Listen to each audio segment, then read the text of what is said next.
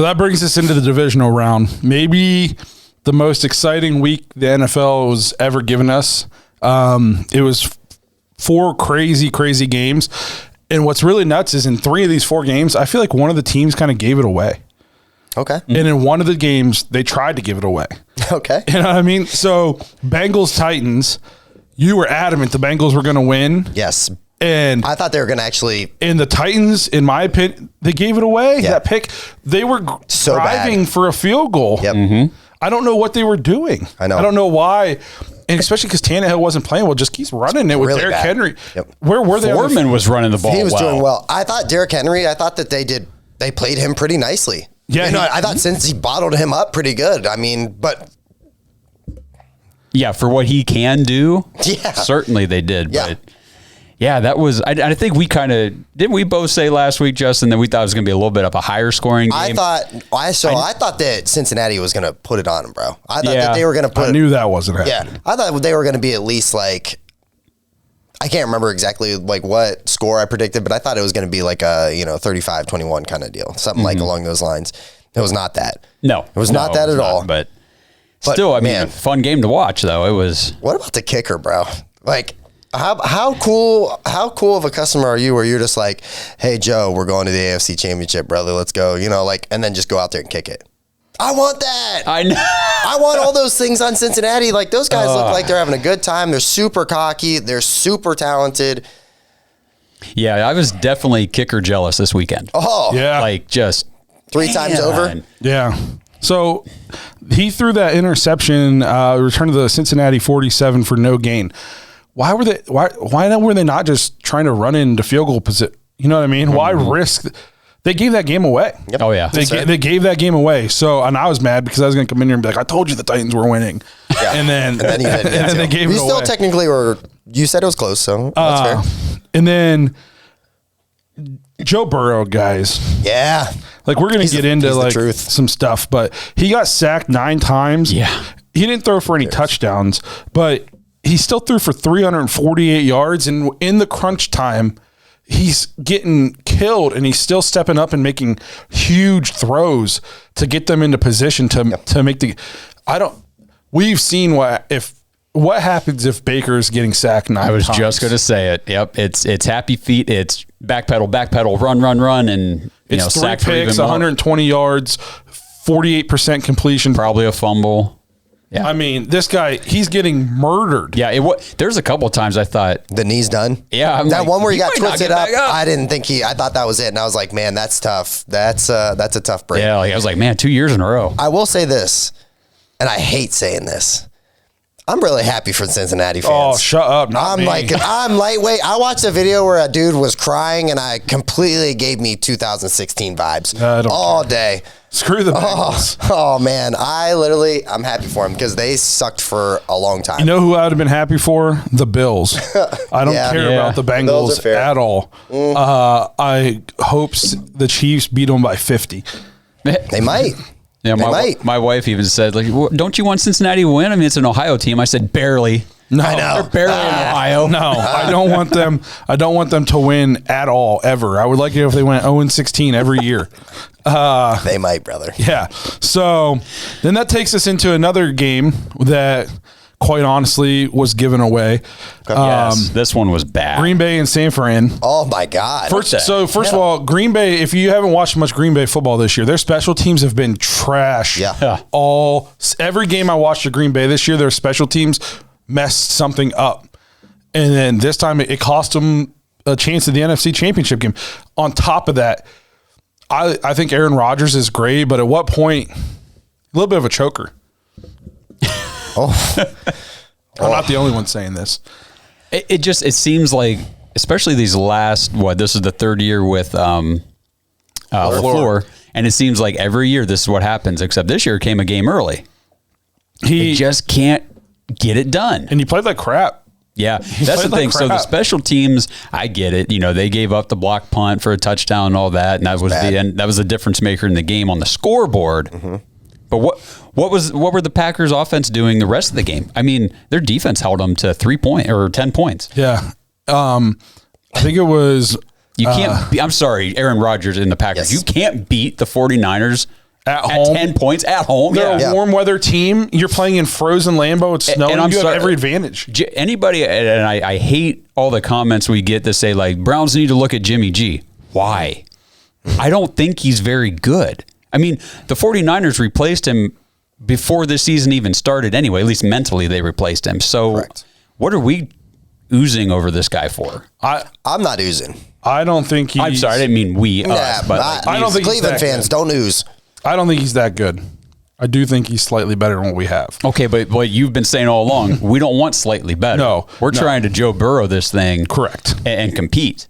Correct. Yeah. And, I think it was Marcus Spears on ESPN said that the Packers should just move on from Rodgers. They just tell him to get lost. Oh. I don't think you can. So I wouldn't do it because even though his playoff record and the goal was to win the Super Bowl, and I've screamed that a million times on this show, but his point was I've never seen so much headache and fuss for so little for nothing. I mean, he hasn't been. They got one ring, bro. Yeah, a long time ago. A long time ago. We would die for one, bro. Yeah, but that's not the right mentality. The goal is to win it every year. So you can't just keep saying, well, he won one 12 years ago, so... I'll tell you what, if he leaves, there's going to be 31 other teams lining up to get that one ring, I'm bro. hoping we're that team. There is, and they will line up and... But I understand he's saying the headache... It's different if he's putting you in the Super Bowl every other year and he's won 3 or 4 of them. He hasn't even been to one in how long? And he's a headache every year. At what point is it just like, hey, this isn't worth it? And Jimmy Garoppolo got to an NFC Championship. We'll just go get another quarterback this far. Don't forget, it's exactly what I just said about the 49ers. I mean, the Packers already replaced Aaron Rodgers mentally last year. They already got that backup plan in place, ready to roll. You know, the continuation is in place. So I don't think that's the plan, though. Well, I think the plan has changed. You don't take a quarterback in the first round with a future Hall of Famer. I think they watch that prime on your roster, unless you're Green Bay. Unless you're Green Bay already. And you're doing I think they watched that Chiefs game this year and they were like, Jordan Love ain't it. Oh yeah, no doubt, no doubt. You know where he's going to end up going if he leaves? He'll end up in Pittsburgh, bro. You know what's crazy is the Browns are actually like 5th highest odds to get him. Now, Pittsburgh makes sense. I hate that. But with Tomlin there, I mean, if Aaron Rodgers wants to go somewhere that's established and has a good foundation, good defense, good offensive pieces, Pittsburgh's your place. People are saying, though, he's going to go somewhere with like an offensive-minded coach. Well, and that'll be interesting to see who Denver hires. Yeah. You know, I think they were interviewing Eric Bieniemy. Bieniemy. From Kansas City. Yep. That could be interesting. Yeah. I don't know. We'll see. And the thing is, what does Rodgers have to complain about? Matt LaFleur has been one of the best coaches in the league since he's come in. Rodgers has played it, like revitalized his career in his offense. I don't know.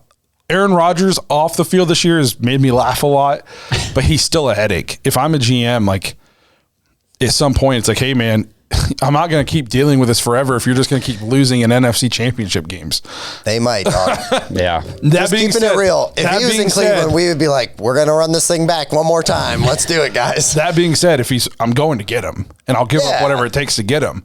But I see what the other side is saying as far as like, man, he hasn't gotten us over the hump in a decade, but he's a headache every year. I do think it is a good illustration of why it's so important to have multiple like reliable receivers on your team. Because we saw there was a couple big throws that Rodgers made in that game. One to I forget the tight end's name. It's like wide open down the middle of the field. He just dropped the pass. Yeah, but it was like there were also times where there's people wide open. He throws it to Devontae Adams in double coverage. Yeah.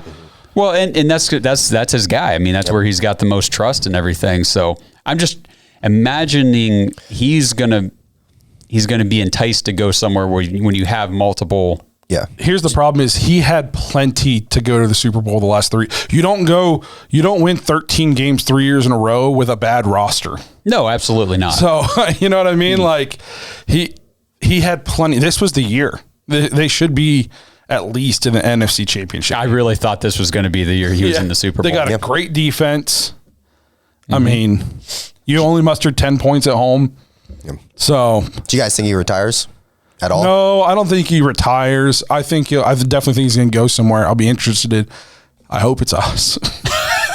Cool, man. You keep hoping that. Yeah, right. I'm not holding my breath. No. I'll be I dead didn't in say I was about going to hold my 6 breath, minutes. but a boy can wish. Yeah, that's fair. Don't get me wrong. It would be it'd be crazy. Maybe we get Anakin over here in on the action. He can kind of persuade him.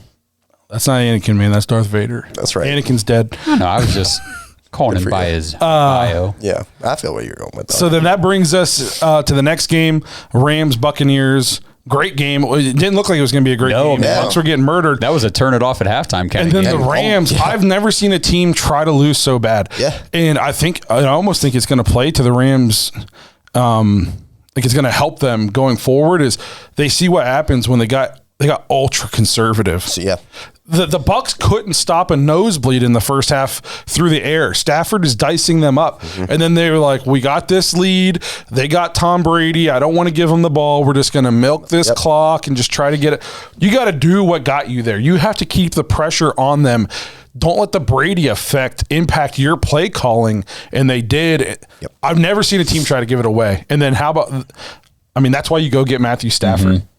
That's why you go get him. Yep. It's great. I mean, it was very reminiscent of, and the announcers even said going into halftime, like, what do you say to the team? And they're like, if I'm Tom Brady, I say, hey, I won a Super Bowl like this before. Let's go. And then they came out and it was like, Tom Brady's going to do this again. Oh, dude. As soon I as they was scored happening. that first one and they got into what was it like? They were down. I mean, it was like 2 scores. Yeah, it was like something 14 like that. or something. I was like, here they come. Here, Yeah. and then that They Mike scored Evans one one. I was play. like, oh crap. Yeah, the one Here we play go. was like, oh no. The Mike Evans. Yeah, that was And he impressive. burnt Ramsey. Yeah, Yeah, see man. Ramsey at the end. He's just like, what am I supposed to do here? Tom Brady dropped a freaking Dimer. Yep. But yeah, I mean, it sucks too because they crawled all the way back, and then for it to just be like, oh, I watched that, and I watched Stafford first hit Cup on the one crossing route, and then I watched him hit the bomb, and that's why they got rid of Goff. Yeah, and That's why they brought Stafford, and I felt like it was like Stafford's moment too. Like, see, I told you I wasn't the problem. I told you it was Detroit.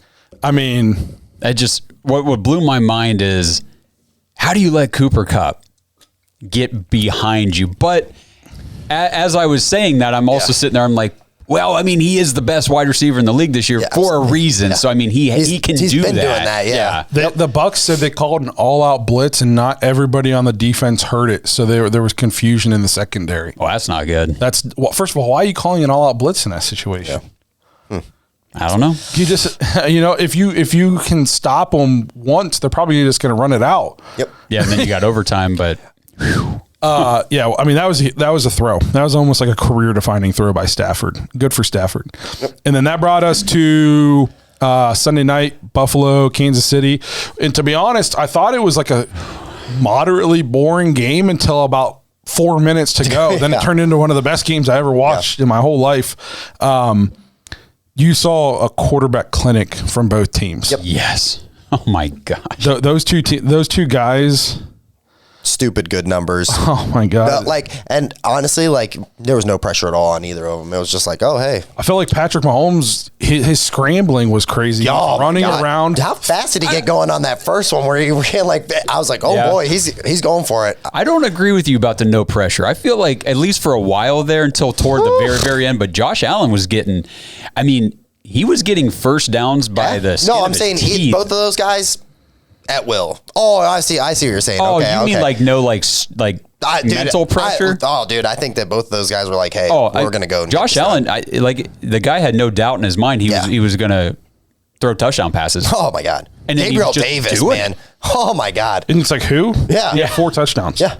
Fair game. Yep. He that game, the end of the game, I'd never seen anything like it. All the I think it was Patrick Mahomes had 177 yards passing after the 2-minute warning. My God. That's more than Baker had in a lot of games this year. There was 25 points scored in the last minute and a half or so, minute 45, something like that. That's so sad. Tyreek Hill's crazy fast. Oh, How does that happen? You got Tyreek Hill.